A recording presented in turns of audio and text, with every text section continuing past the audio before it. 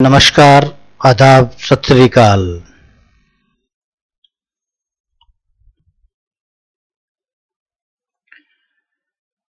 जयशंकर प्रसाद जीवन परिचय, व्यक्तित्व एवं कृतित्व की बात हम करने वाले हैं और एनसीईआरटी द्वारा निर्धारित पुस्तक क्षितिज भाग 2 में यह संकलित है और आज इसी बारे में हम बात करेंगे। जयशंकर प्रसाद के जीवन परिचय, उनका व्यक्तित्व एवं कृतित्व की चर्चा इस प्रकार करेंगे कि विद्यार्थी तुरंत इसको समझ जाएं, क्योंकि एग्जाम्स को लेकर के जो कई बार ऐसे प्रश्न उत्पन्न होते हैं कि जीवन परिचय से बहुत अधिक प्रश्न पूछे जाते हैं, उनके व्यक्तित्व एवं कृतित्व को लेकर के भी प्रश्न पूछे जाते हैं। आज हम उन्हीं की बात करेंगे। यहां पर लीजिए, आपके समक्ष है जयशंकर प्रसाद का जीवन परिचय। जयशंकर प्रसाद का जन्म सन 1889 में वाराणसी में हुआ। काशी के प्रसिद्ध क्वींस कॉलेज में पढ़ने गए, परंतु स्थितियां अनुकूल न होने के कारण 8वीं से आगे नहीं पढ़ पाए। बाद में घर पर ही संस्कृत, हिंदी, फारसी का अध्ययन किया। छायावादी कविता या काव्य प्रवृत्ति के प्रमुख कवियों में से जयशंकर प्रसाद का सन 1937 में निधन हो गया। देखिए, जयशंकर प्रसाद का जन्म जो 1889 में वाराणसी में हुआ और उनका जन्म से ही काफी जीवन संघर्ष में रहा। ये अच्छी प्रकार से पढ़ भी नहीं पाए क्योंकि स्थितियां बड़ी अनुकूल नहीं थी, परंतु फिर भी इन्होंने पढ़ाई के प्रति अपनी लगन को पीछे नहीं रखने दिया। अपने घर पर रहकर संस्कृत पढ़ी, हिंदी और फारसी अलग अलग भाषाओं का ज्ञान उन्होंने प्राप्त किया और छायावाद के 4 स्तंभ जो माने जाते हैं, उन 4 स्तंभ में जयशंकर प्रसाद जी का विशेष स्थान माना जाता है।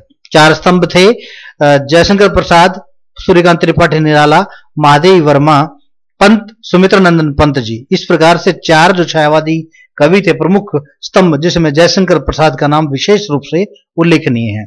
इनका निधन हुआ 1937 में। और अब बात करते हैं जयशंकर प्रसाद की काव्य कृतियों को लेकर, रचनाओं को लेकर, कृतित्व को लेकर। चित्राधार, कानून कुसुम, झरना, आंसू, लहर, कामायनी। आधुनिक हिंदी का श्रेष्ठतम काव्य कृति माने जाने वाली कामायनी पर उन्हें मंगला प्रसाद पारितोषिक पुरस्कार भी मिला। मंगला प्रसाद पारितोषिक पुरस्कार किस रचना पे मिला? कामायनी नामक महाकाव्य पे मिला, जो कि बहुत सुंदर रचना है और श्रेष्ठतम काव्य कृति से आधुनिक हिंदी साहित्य की मानी जाती है। इसमें 15 सर्ग हैं।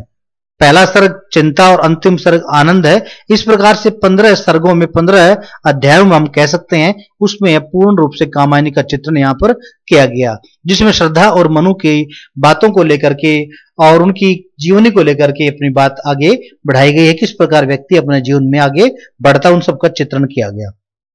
इसके बाद और इसी रचना पर, कामायनी पर उन्हें कौन सा पुरस्कार मिला? मंगला प्रसाद पारितोषिक उन्हें मिला। इस प्रकार से प्रश्न कई बार पूछे जाते हैं। वे कवि के साथ साथ सफल गद्यकार भी थे।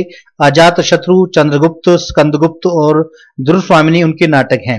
तो कंकाल, तितली और इरावती उनके उपन्यास हैं। आकाशदीप, आंधी और इंद्रजाल उनकी कहानी संग्रह हैं। इस प्रकार से संक्षिप्त विवरण जो यहाँ पर देने का प्रयास किया गया, ये एनसीईआरटी द्वारा निर्धारित पुस्तक क्षितिज भाग 2 में से हम बात कर रहे हैं। लेकिन यहीं पर इनकी रचनाएं समाप्त नहीं होती। इनकी रचनाएं बहुत अधिक हैं। यदि हम पूर्ण रूप से रचनाओं की विवेचन की बात करें तो जैसे हमने कानून कुसुम बात की, चित्राधार की हमने बात की, झरना, आंसू, लहर की हम बात कर चुके हैं। इसी प्रकार महाराणा प्रताप का महत्व, कामायनी की बात हम कर चुके हैं।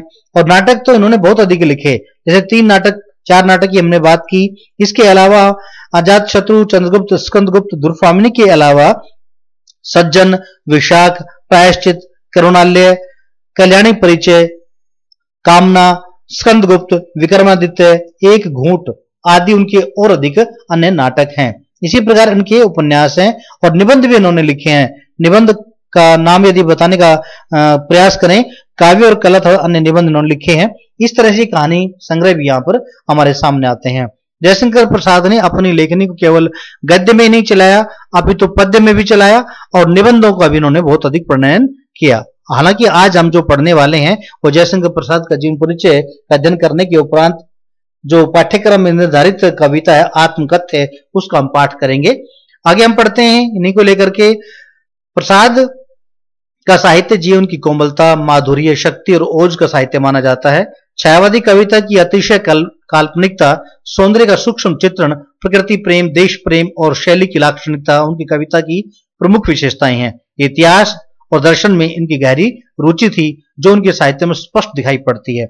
यहाँ जयशंकर प्रसाद के साहित्य की कुछ विशेषताएं बताने का प्रयास किया, जिसमें कोमलता, माधुर्य, शक्ति और ओज का साहित्य उन्हें हम मान सकते हैं। इसके अतिरिक्त भी, इन सब के अतिरिक्त भी, क्योंकि हम पहले ही कह चुके कि जयशंकर प्रसाद का नाम छायावादी काव्य में लिया जाता है और छायावादी काव्य के 4 स्तंभ में इनका विशेष उल्लेखनीय स्थान है।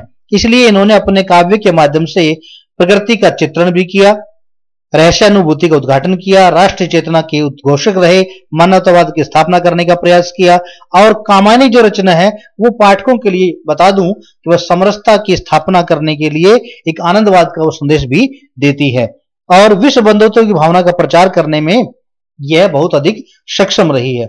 और यदि जयशंकर प्रसाद की भाषा शैली की हम बात करें, जैसे यहाँ पर शैली की लाक्षणिकता लिखी हुई है, और भाषा की बात करें तो मैं बता दूं आपको कि जयशंकर प्रसाद ने अपने काव्य में, यहाँ तक कि गद्य और कहानी, नाटक, उपन्यास में भी काव्यात्मकता का पुट उनके दिखाई पड़ता है और तत्सम शब्दावली, संस्कृत निष्ठ शब्दावली का सुंदर और खुलकर प्रयोग किया है। उनकी भाषा खड़ी बोली की है, जिसमें तत्सम शब्दों की बहुतायत है, भावात्मकता, संगीतात्मकता, संक्षिप्तता और कोमलकांत पदावली का उन्होंने सुंदर प्रयोग किया। उनकी भाषा की अन्य विशेषताएं मानी जा सकती हैं। यहां तक कि उनके काव्य की यदि बात करें तो काव्य में अनुप्रास, रूपक, उपमा, उत्प्रेक्षा, मानवीकरण आदि अनेक अलंकारों का सफल और सुंदर प्रयोग हुआ है और वर्णनात्मक, प्रतीकात्मक, आनंदात्मक, आत्मकथात्मक आदि उनकी जो शैली, अभिव्यक्ति पक्ष रहा है वो बहुत सुंदर रहा। इसके साथ साथ यदि बात करें बिंब और प्रतीक विधान की, तो बिंब और प्रतीकों का भी उन्होंने अपने काव्य में खुलकर सुंदर प्रयोग किया। अब जो हम पाठ पढ़ने वाले हैं उसकी हम थोड़ी चर्चा कर लें एक बार, हल्का सा उनका सारांश के रूप में हम उसकी बात करें। जैसे कि बताया गया, प्रेमचंद के संपादन में हंस पत्रिका का एक आत्मकथा विशेषांक निकालना तय हुआ था। प्रेमचंद के संपादन में मुंशी प्रेमचंद ने जो हंस पत्रिका का संपादन किया था उसमें आत्मकथा विशेषांक निकालना एक बार निश्चित हुआ। प्रसाद जी के मित्रों ने आग्रह किया कि वे भी आत्मकथा लिखें। प्रसाद जी इससे सहमत नहीं थे। इसी असहमति के तर्क से पैदा हुई एक कविता, जिस कविता का नाम था आत्मकथ्य। यह कविता पहली बार 1932 में हंस के आत्मकथा विशेषांक में प्रकाशित हुई। छायावादी शैली में लिखी गई है कविता जयशंकर प्रसाद के जीवन और यथार्थ के अभाव की मार्मिक अभिव्यक्ति करती है। छायावादी सूक्ष्मता के अनुरूप ही अपने मनोभावों को अभिव्यक्त करने के लिए जयशंकर प्रसाद ने ललित, सुंदर एवं नवीन शब्दों और बिंबों का सुंदर प्रयोग किया। इस कविता के माध्यम से उन्होंने बताया अपने जीवन की कुछ घटनाओं का चित्रण किया। यद्यपि वो आत्मकथा लिखने के पक्ष में नहीं थे, परंतु फिर भी सभी साथियों के बार बार कहने के उपरांत उन्होंने अपने आत्मकथा रूपी कविता लिखी और इन्हीं शब्दों और बिंबों के सहारे उन्होंने बताया कि उनके जीवन की कथा एक सामान्य व्यक्ति के जीवन की कथा ही है। इसमें ऐसा कुछ भी नहीं है जिसे महान और रोचक मानकर लोग वाह वाह करेंगे। कुल मिलाकर इस कविता में एक तरफ कवि द्वारा यथार्थ की स्वीकृति है तो दूसरी तरफ एक महान कवि की विनम्रता भी दिखाई देती है। इस कविता में जो कि हम पढ़ने वाले हैं आत्मकथ्य कविता, जो कि 1932 में हंस पत्रिका के विशेषांक में प्रकाशित हुई, वो स्वयं को अपने आप को क्या है मान नहीं मानते किसी प्रकार से। वो एक अपने आप को सामान्य से अलग किसी तरह से भी नहीं समझते। वो मानते हैं कि मैं तो एक सामान्य एक छोटा सा कवि हूं, मेरी महानता कुछ नहीं है। ये तो लोगों की अपनी खूबियां हैं जो मुझे महान बनाने का प्रयास और मानने का प्रयास करते हैं।